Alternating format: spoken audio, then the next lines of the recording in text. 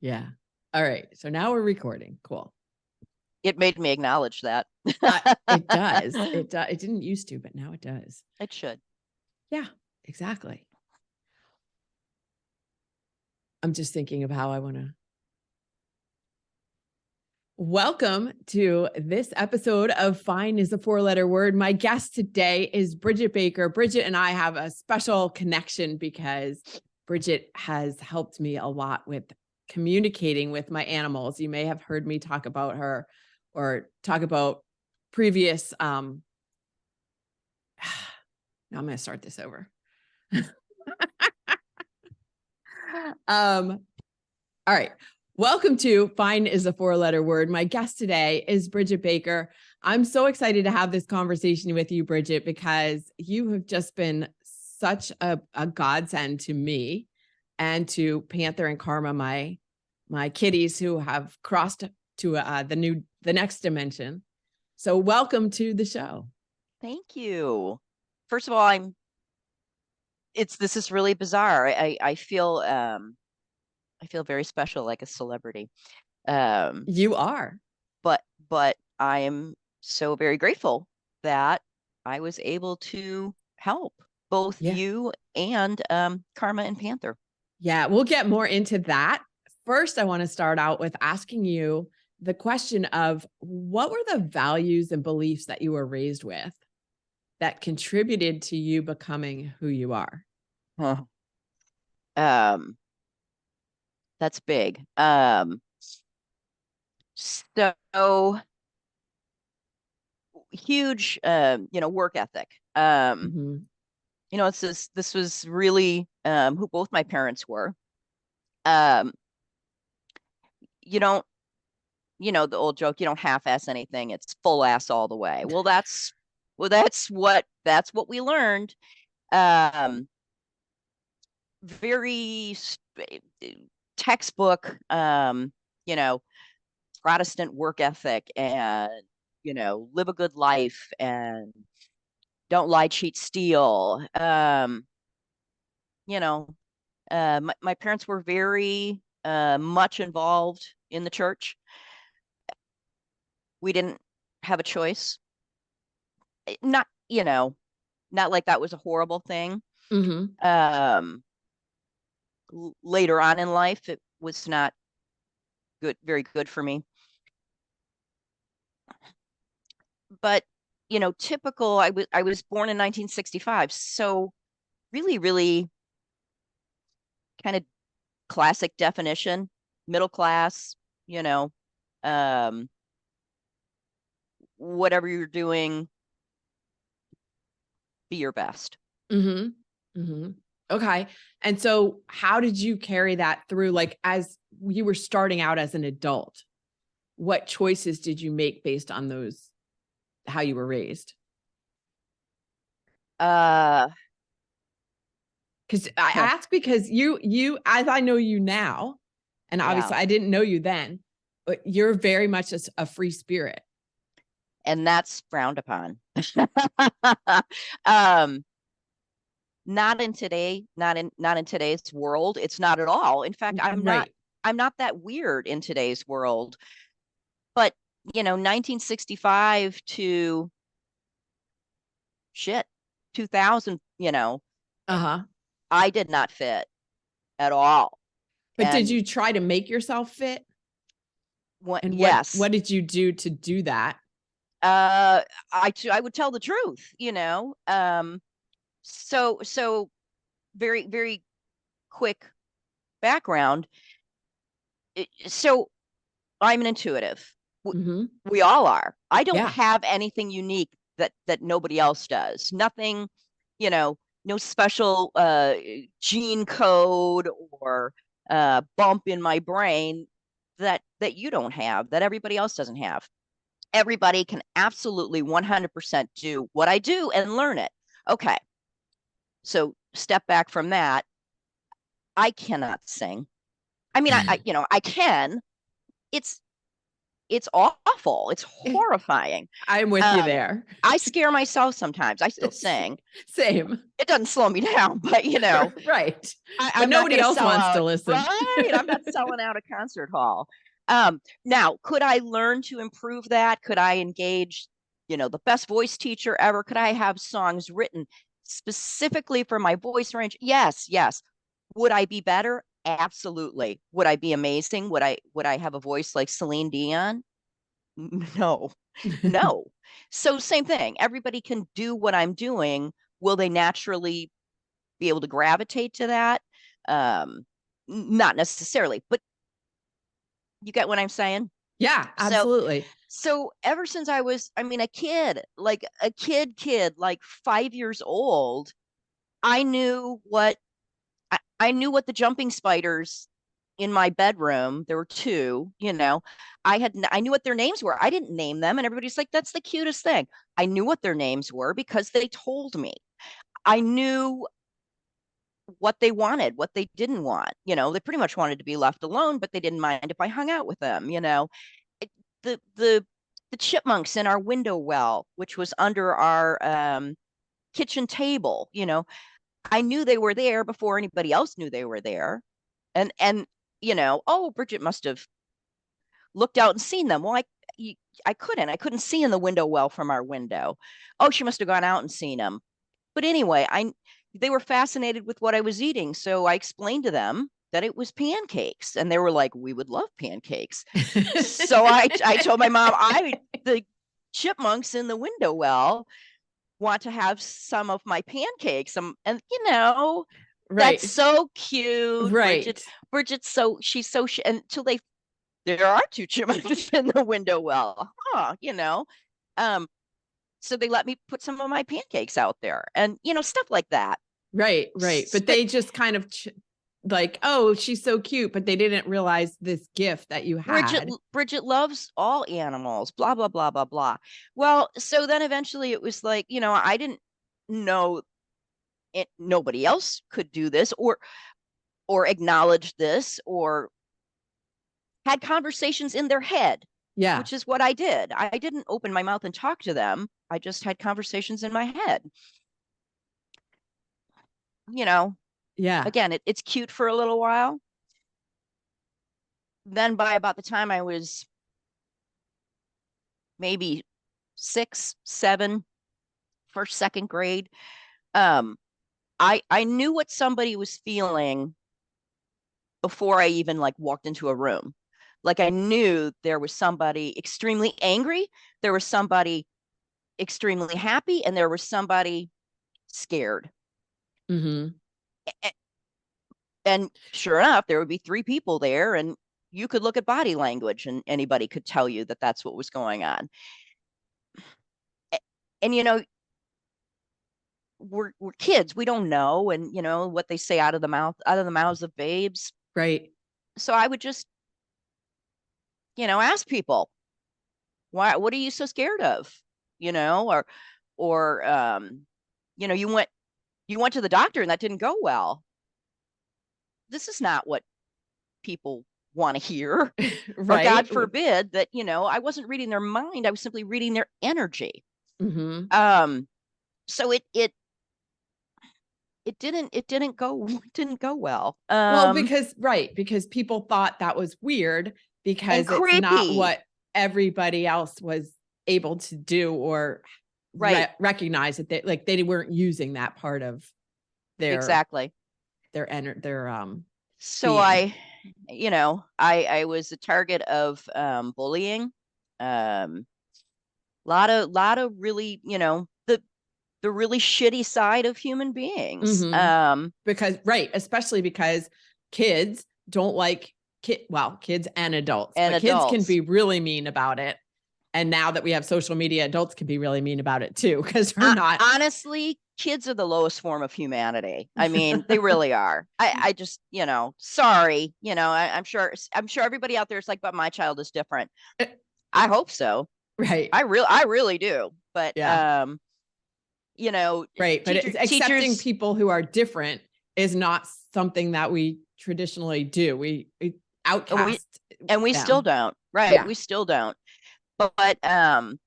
yeah. So as a kid, it was cute until it wasn't cute. As a teenager, it was devastating. And I just shut everything down, literally shut it down. I shut myself down because I got tired of being the weirdo, the freak, the target, Yeah. So, you name it.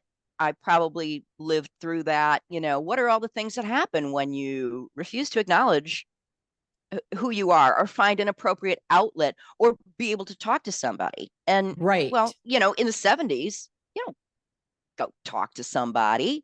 Yeah. I mean, so I was just overly dramatic, a pathological liar, or just too sensitive. That's me. Right. So that's what every teacher had. That's what that's what followed me for the rest of my life.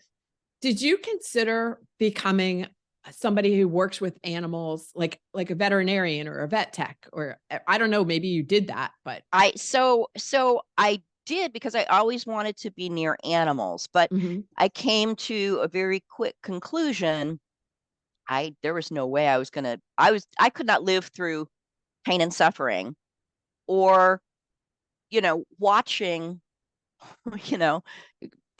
I have the utmost respect for anybody in the veterinary field as well as medical, period. I'm going to tell you what to do. And what do we do? Well, that sounds too difficult. that sounds awful. I guess I'll just be happy weighing, 400 pounds and thinking my life is great. Dieting, exercise, this doesn't sound fun. right. So here's what you need to do to help, um, buddy, not have hip problems, and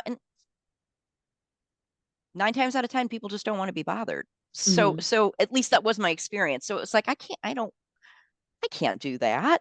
Yeah, you didn't want to work in that field. No, and it's probably a really good thing that I didn't do that. I actually, when I finally went to college, I shouldn't say when I finally went to college. I mean, I went right after high school, but I did not want to. But I kind of didn't have a choice. Yeah, that's what everybody's doing.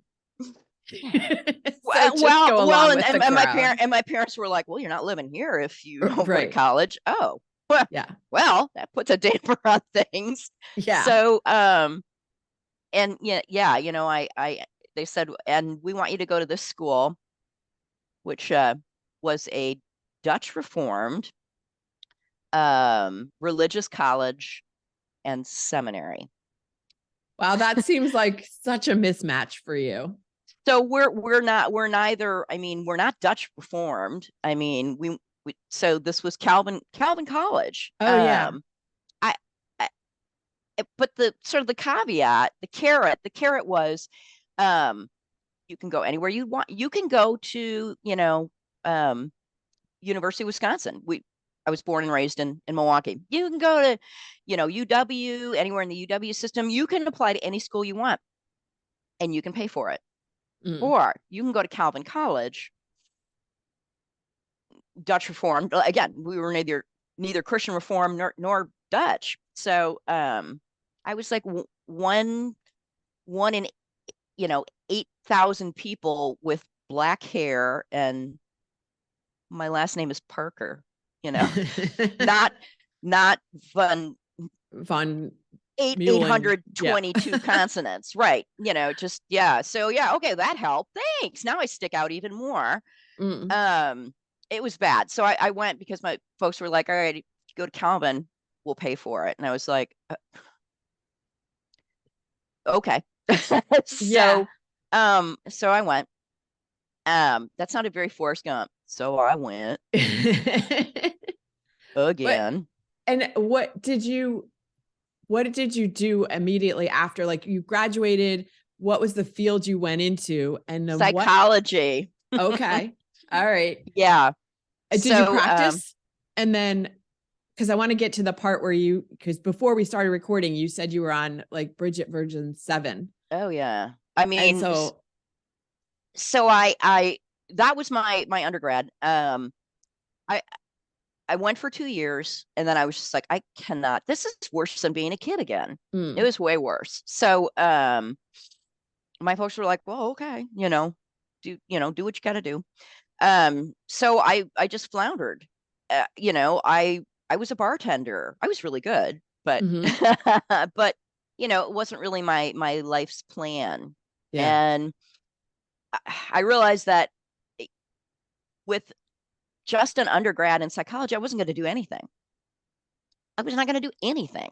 I mean, there's just not there's nowhere to go with it. So I floundered a little more, and um I worked vocational rehab for quite a long time, which was rewarding, but when you can't pay the rent, it doesn't matter how rewarding what you're doing is. So back to college again, because society said, well, this is how you're going to make a buck. Education. So, just keep educating yourself formally. Yep. With degrees. But don't make it something that you really want to do. Fast track it. So I went into do something that will make business you money school, as opposed to something that brings you joy and fulfills your life, like your real purpose. Exactly. So I got a graduate degree and entered business. And I mean, was I good at it? Yes. Did I enjoy it? No, it ate me up every single day. And that is so common.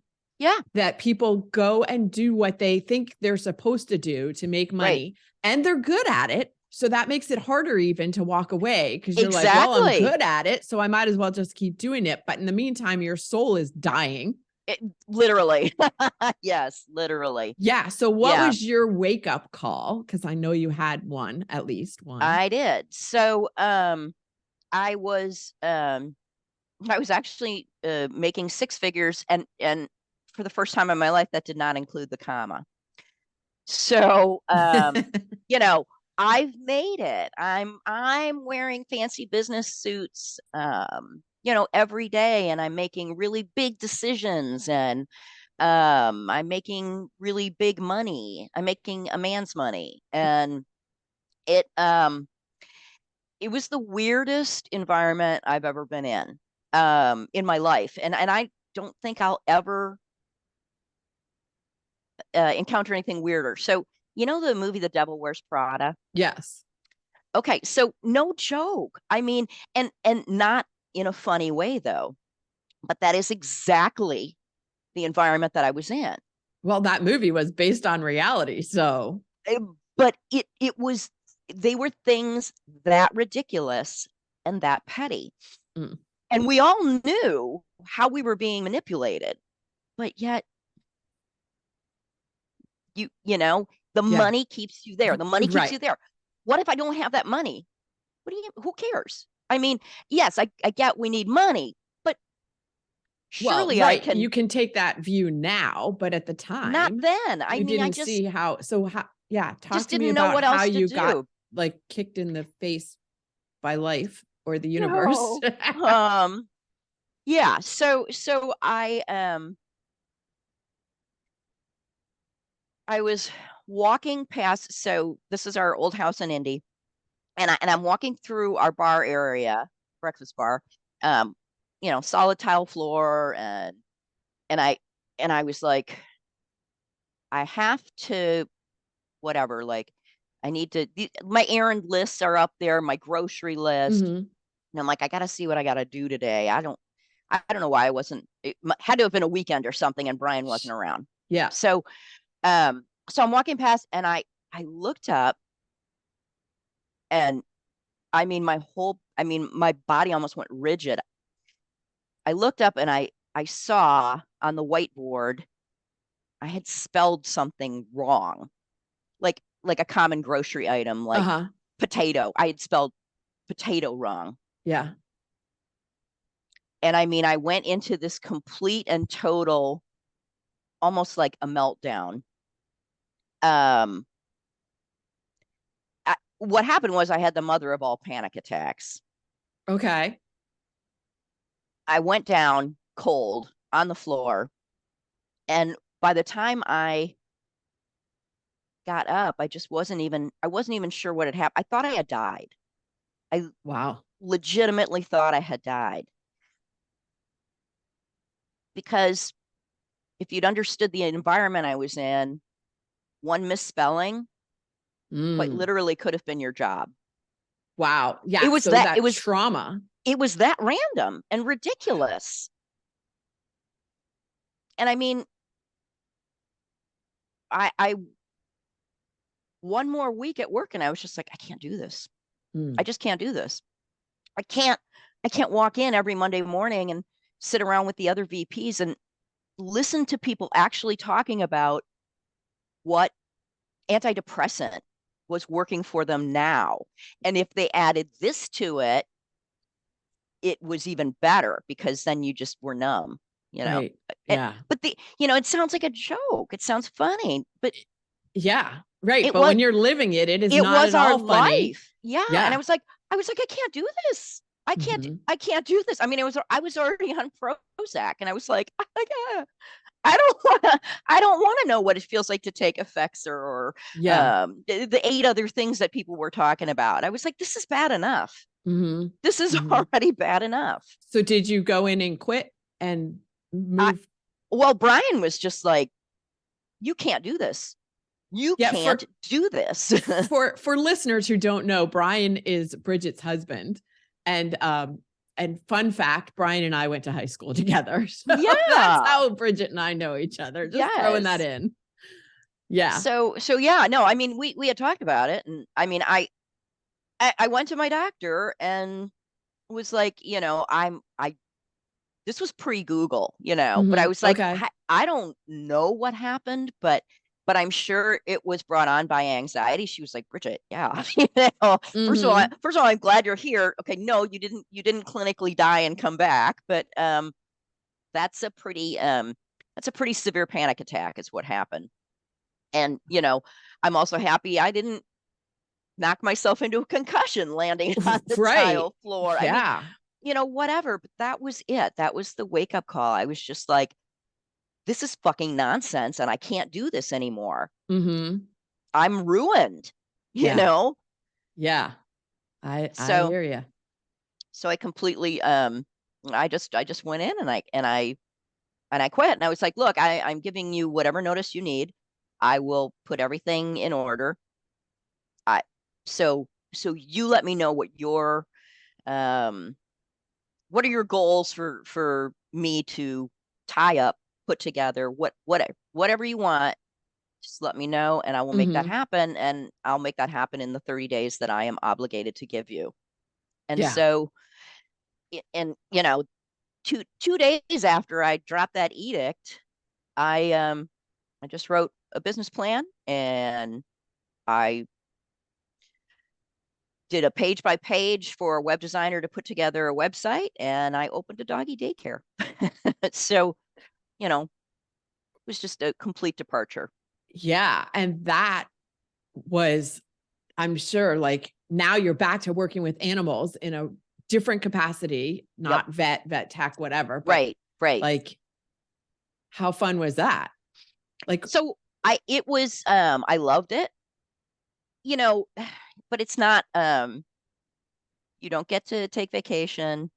Yeah. You just, you're there all the time, trying to get things up and running.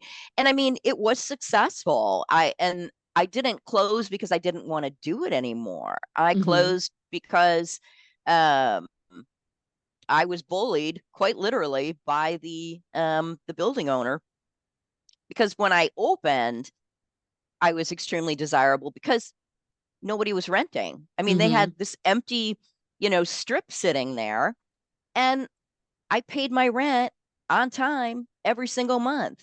They were still trying to get people out in the strip behind me that had almost been squatting for a year and not pay. I mean, I was a dream. Yeah. Until I wasn't anymore because it was noisy. So they suddenly came to me and said, you've got to do all this sound insulation. I was like, that's not in my lease. You are welcome to do it. And I will assist in any way that I possibly can, but I cannot monetarily do this. It will break me. So they threatened with lawyers. I threatened back with lawyers. Um, and all was fine. They knew they couldn't force me to do it. The problem was I had signed a 5-year lease when I had signed first a 2-year lease and then a 5. Uh-huh. So my lease was coming up for renewal. What do you think was going to be in it? Right. Right. And so how long did you run that business total? 7 years. The 7 years. Yeah. Okay. And so that forced you out of that. Now we're at like, yeah, another version. And so how did you get into doing Reiki? Yeah, that was another weird, really, really weird. And from there, how did that transfer into the animal communicating? So the Reiki, just it was okay. Let me think. So because when you start doing Reiki, you're working with humans, even though your and love animals. is really in animals. Oh, so you were always working with animals. So both Okay. people and animals. I had actually I had gone for a Reiki treatment. That's what I was going to say. What was the button that flipped? Yeah. So I had gone for a Reiki treatment, and I was like, this is really amazing and relaxing. And the woman was like, so I'm just going to tell you this flat out, but I like cannot. You have like the most amazing barrier that I can't even. I can't do anything. And I was like, really? Because I feel really relaxed. She's like, okay, that's because you're laying on this comfortable table and it's, candlelight and dim lighting and, yeah, you're comfortable, but I can't help you. I can't do anything. And I was like, well, can I just lay here for another 20 minutes then? I'll still pay you. And she was like, no, absolutely. And so, but I mean, the more we talked, I was just like, I don't understand what you're talking about. She said, there is like this wall around you and your energy that I cannot chisel through. I'm not saying that you can't, there's something wrong. I'm saying this is really amazing. And I don't know how you're still functioning. So, because she said, I can't do anything. I can't manipulate anything. I can't do anything. And it got me started thinking about, nobody ever referred to me as, the ice princess or a cold fish or, I was always very expressive. I just, and then I thought, okay, well, that's probably good. But maybe it's not. I mean, she wasn't saying it like it was a good thing. Right. She was saying it like, honey, this is bad, but she wouldn't say that. And so did you start studying Reiki to understand your own? Yes. Okay. To understand what did she mean and what, okay. I mean, I had a very limited grasp on what Reiki was before I went, which is okay. I mean, I'm not going to know everything about anatomy before I go. Just really quickly for people who are listening, describe in like 1 or 2 sentences what Reiki is. So the quick and dirty, I call this my bar speech. It is sort of like getting a massage for your energy. Okay. It helps remove blocks. It helps to identify where the blocks are. We're not reading your mind or anything like that. Nothing, no parlor tricks or anything like that. It's sort of like acupuncture without needles. Got it. Okay. Because we are energetic beings.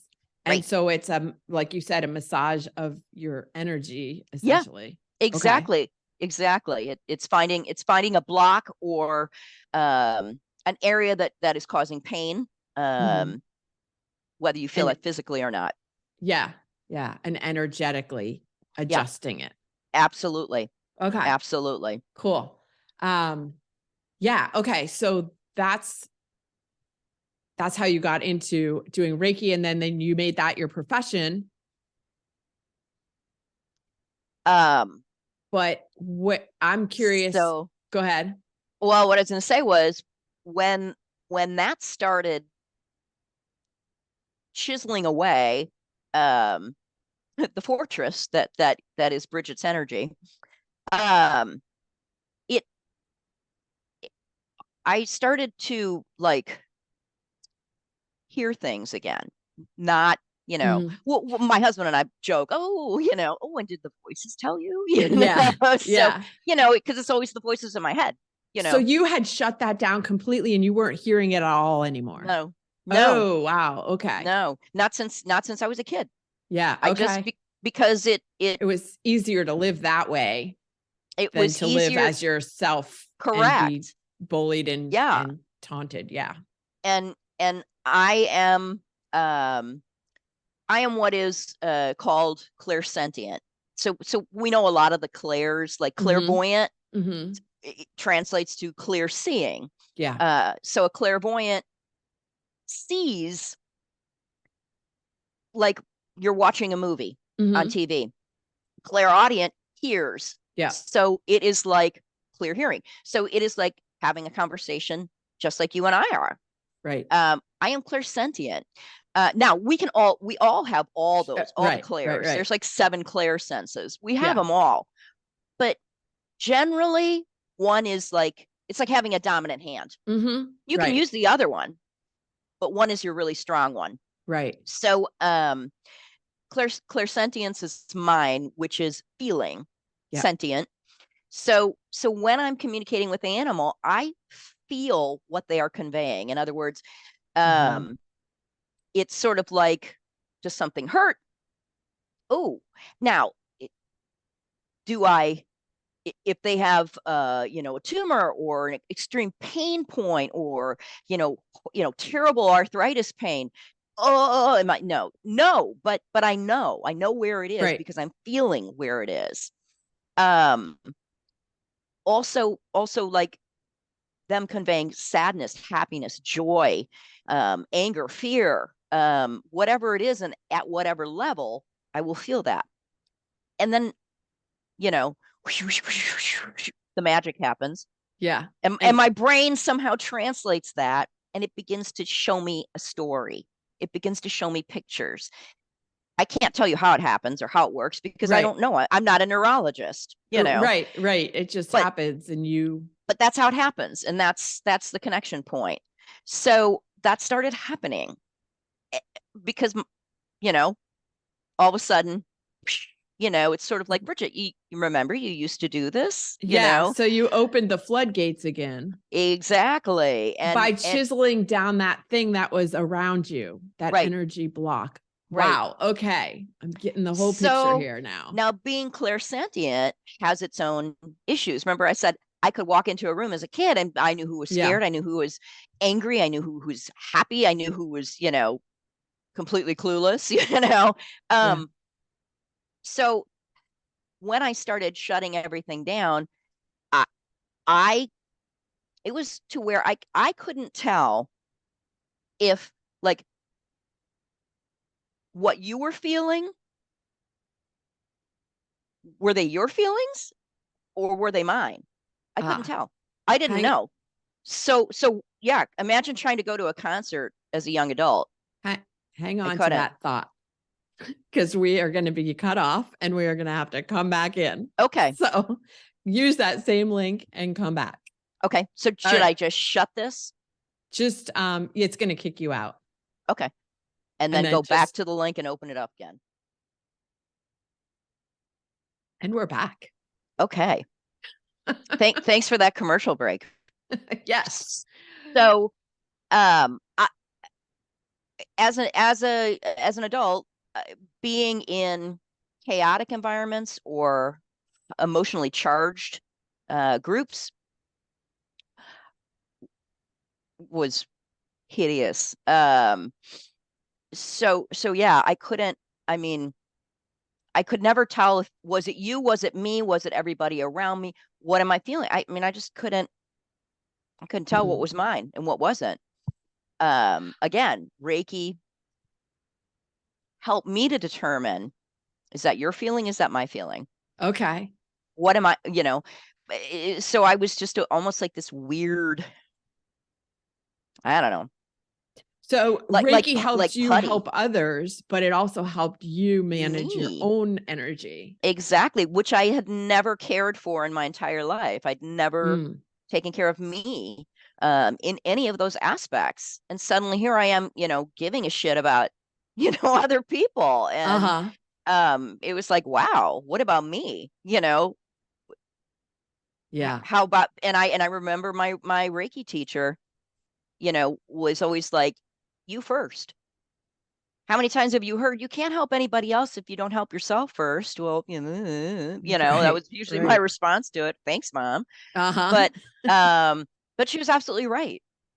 And so I did, in my entire my first 2 years of training was devoted really to me and just family members or close friends. Okay. Yeah. So that was pretty huge.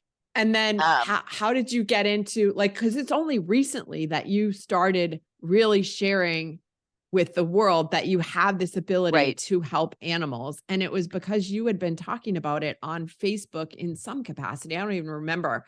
But when Karma was in, when she started, well, actually I was going to reach out to you a week before because I knew something was wrong with her. Right. But I didn't. And then it was like an emergency situation. She was having, not cardiac arrest. What's it called?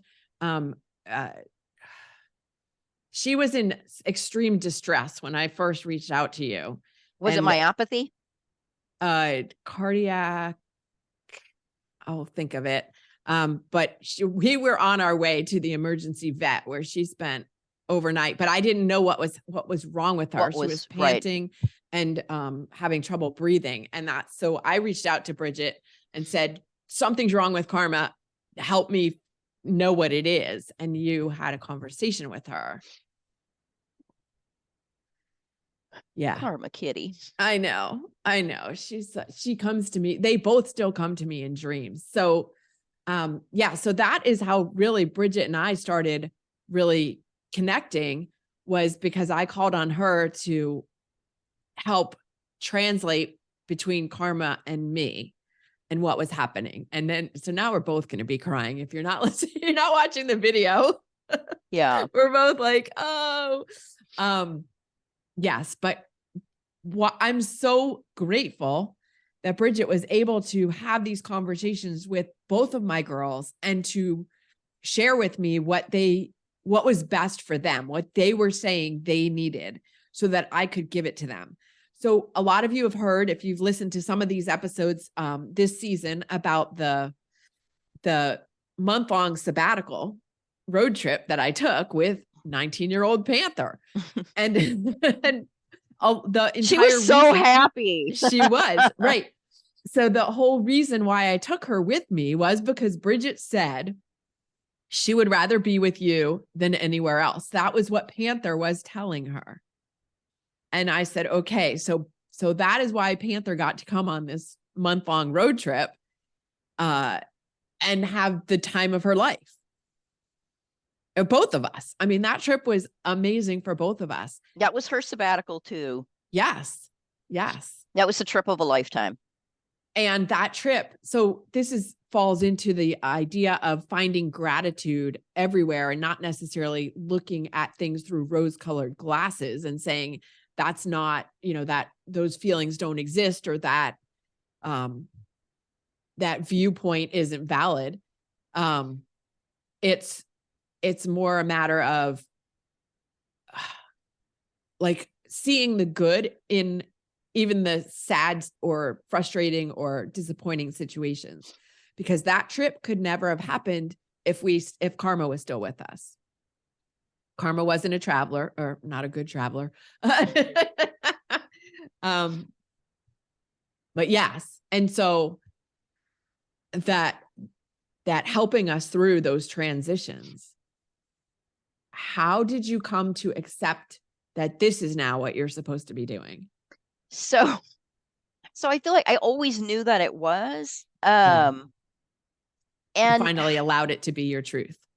Because, right. But, my entire life from the age of 4, because it's so weird. People will say, oh, I remember being 1. I don't remember anything before 4. Yeah, me either. How weird is that? But maybe that's normal. I think don't that's know. common. That most people don't have memories before 3, 4, or 5 years old. I'm sure it wasn't very exciting. I just remember being 4, Yeah. But anyway, I mean, I didn't want to get beat up anymore. I didn't want to be poked fun at. I didn't want to be Bridget the freak, Bridget the witch, Bridget the weirdo, Bridget the pathological liar. All of the things that formed my entire life. And now I'm kind of like, fuck all y'all, Right. Right. I'm going to be who I am. And because I can't not be. And at 57, I mean, I just don't, to say I just don't care anymore isn't true. I mean, we all say that. We do kind of care, but now I really don't care what you think about what I do. Right. You're allowed to have your own opinion. Yeah. But you're not allowed to have it influence me.